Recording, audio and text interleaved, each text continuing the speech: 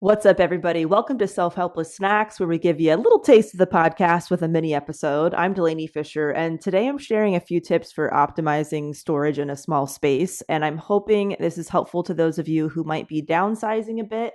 And maybe you're not downsizing by much, so you don't have to get rid of a ton of your belongings and rethink everything, but you do need some quick, simple, creative solutions for fitting the same amount of stuff or close to it in a smaller space. So Cam and I just moved into a new place and we live in the Los Angeles area. If you live somewhere where the cost of living is very expensive, or maybe you're in a city somewhere, you know that you often have to prioritize what amenities you want at a given time in your life, or prioritize the location that you want to be in, or whatever it might be. It's really hard to get everything on your checklist unless you have millions of dollars to drop. So, although in our new place, we've gained a great sized backyard, the inside of our home is smaller now. And those of you who have been tuning into the podcast for a while know that it's been a dream of ours to give our dogs a backyard since we first adopted Maverick, which was over 5 years ago now. So Maverick and Goose are so happy. They're loving it. It's great to be able to open the door to the yard and they can go run around and play, go to the bathroom, instead of us having to strap them in to their harness and take them on several walks a day. It's just so convenient. It really makes having dogs so much less stressful. It's been a real eye opener and game changer in that department. So that's been awesome. Anyway, so we have had to get creative with our stuff and our storage. And by we, I mean me. I'm definitely the organizer in the relationship because I just really freaking love it. But many of you know that Cam and I are pretty minimalistic already. So when we realized we had to downsize, we were kind of at a loss because we've tried our best to keep things that we either really love or that we use all the time that are functional. So although we did donate a bunch of items that were sitting in our garage that kind of were in a donation pile, we didn't have a whole lot inside that was really obvious for us to either donate or, trash or whatever. So here are some quick, simple, affordable storage solutions that have really helped us so far. Just number one, anything that can be functional storage. So we had a little poof. Is it called a poof? What is it? Like the little soft ottoman thingies that you can put stuff in. Anyway, we had one of those at our old place, and I stored a bunch of things in there. And my little dog Goose just loved to pee on it. Just was one of his favorite spots to lift his leg. So that was super fun. So we ended up moving in, realizing we need to replace the poof because that was holding so much storage in the sense of blankets and sweaters and things like that. We did get a new poof and he has not peed on it yet. So fingers crossed. And what I like to put in here, we have sentimental blankets and sweaters. So I have like baby blankets from when I was little. Cam has a sweater from his grandparents, like those types of things that we want to keep, but we don't use every day.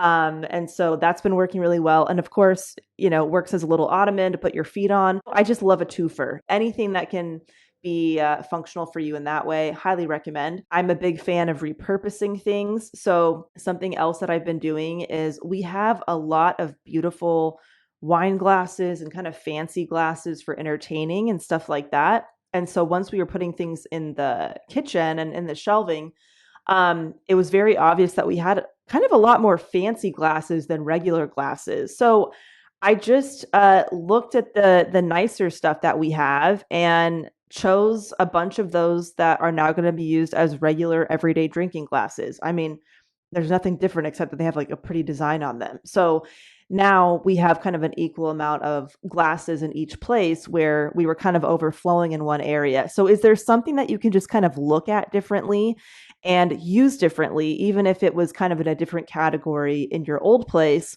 How can you repurpose that for yourself? We also had a bookshelf that was broken that was in my old office. And we decided because all of our new closets, they don't have shelving or anything. And so we can't really, we can't really take advantage of all the space in there. We decided to take that broken bookshelf and it was like split perfectly down the middle. and we put it in one of our closets. So now we have these like two little mini bookshelves on the floor. And that's been really helpful for storing things and taking advantage of some of that height in the closet. So I mean, I don't know if you have a broken bookshelf lying around, but that was just very helpful to us. But maybe you do have things that you're just not thinking about that could be used as something helpful to you in a closet or in a shelf or something like that. So that was a fun little surprise for us. And then in our old place, we had like a little decorative shelf hanging that just had like a basket and some stuff on it. Now, instead of a decorative shelf, we have hung that inside one of our closets, again, to give us a little bit of optimization of the height of the closet. And now that's just, it has a bunch of our cleaning supplies on it in our little cleaning closet. And so, yeah, it was a decorative shelf and now it's a functional shelf. So is anything, in your current place decorative that really could be functional and that you'll need it to be functional? The next thing, we have rethought our closet space. In our old place, we had two closets. Cam had his own closet. I had my own closet in our bedroom. And now we have one closet that we're sharing. Basically, what we've done is our closet has a very high, like top row of shelving and cabinet space. Luckily, Cam is 6'4", so we've basically turned the top of the closet and shelving into what would kind of like his dresser. I have the dresser that I can reach that's on the floor. That's all my stuff. He has the top of the closet, and we just put a bunch of baskets up there. So he can just pull things out like you would a drawer. And so that's been working really well so far. And we've been able to fit the same amount of stuff. So we normally wouldn't look at the top of a closet and be like, "Oh, that's your dresser." But hey, it's been working, and we had some baskets. Also, I'm a big thrifter, so I love getting baskets at the thrift shop. Putting some baskets up there as little makeshift drawers is a lot more affordable than buying a bunch of new hanging storage or standing storage or installing shelves or whatever it might be. So anyway, can you look at your closets a little bit differently? The next thing is any items that you might be replacing or wanting to replace, can you replace them with some kind of a storage upgrade? For example, oh my gosh, a few days before we moved, our bed frame actually broke at our old place. And I will spare you the details of how that happened. But anyway, if you are replacing something like that, like for us, we got a new bed frame, and we got a new bed frame that had storage under the bed. So all those little drawers that can pull out. And I know what you're thinking. The drawers aren't the only thing that pulls out on that bed. Am I right? Okay, moving on. That has been great. That basically we put all like blankets in there, linens, sheets, pillowcases, stuff like that. And that freed up what was maybe half of a closet in our old place. So that's been really great. And just, we got kind of lucky on the timing. But is there something that you want to upgrade, or you already know you want to upgrade, maybe something that's broken, that there's some kind of a twist storage solution for yourself? Finally, if you're losing something that you really love in this downsizing process, is there a happy medium for yourself? So many of you know that have been tuning in for the podcast for a long time that I love taking baths. I take a bath. Well, I used to. RIP. I was taking a bath almost every night. It's how I decompress and relax, and it's just my go-to self-care. Like I mentioned at the top of the episode, sometimes you have to prioritize what amenity you're looking for at that given time. So yes, my dogs have gained a backyard, and I have lost my bathtub. They gained a happy place, and I've lost mine. It's crumbled. It's crumbled to the ground. If this is what being a mother to human children is like, the sacrifice is real, you guys, and I salute you, and you deserve a gold fucking medal. But the pros definitely outweigh the cons. And I've just been looking at other solutions, right? I like to just try to come up with, all right, this is the reality. How can we make the most of it? And I mean, there are portable bathtubs that, look ridiculous, but that is definitely an option. However, the portable bathtubs I've been looking at that are inflatable, basically you put them in your shower, blow them up, and then you fill the tub with water from your shower.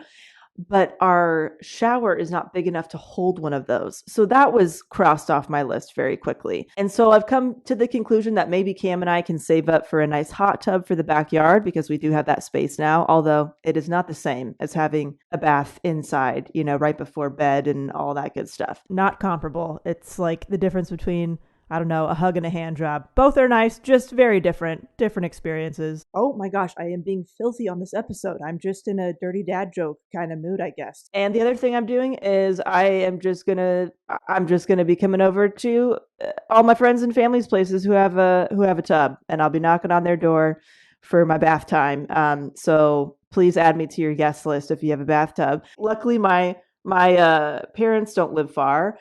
And they've already said, my whole family knows how much I love baths. And so they've offered up their bathtubs. They've offered up their bathtubs to me. So I'm starting a little list and I'm keeping it on my phone. Like some people have lists for the vacation spots that they want to travel to. I have my own little bathtub bracket on my phone of the friends and family who have offered up their tub to me. And I'm going to start scheduling appointments, and maybe I'll call it like my soaking schedule or something. I don't know. But anyway, if you have a bathtub that you're willing to offer up, please let me know. That's it for now. We have just moved in. We've only been here a few days. So if I have any other tips, I will definitely share them on the podcast. Whether you are downsizing because you have to or because you want to, or it's a mix of both, I hope you can enjoy the creative process of finding what works for you. All right, everybody, I hope you're having a great day, and I'll talk to you soon. Thank you for tuning in to the Self-Helpless podcast. You can find our Patreon community, merch, and other goodies at selfhelplesspodcast.com. We'd be thrilled if you left an iTunes review, shared this episode with a friend, or post about it on Instagram and tag at Self-Helpless Podcast so we can repost you and say hi. Thanks, everyone.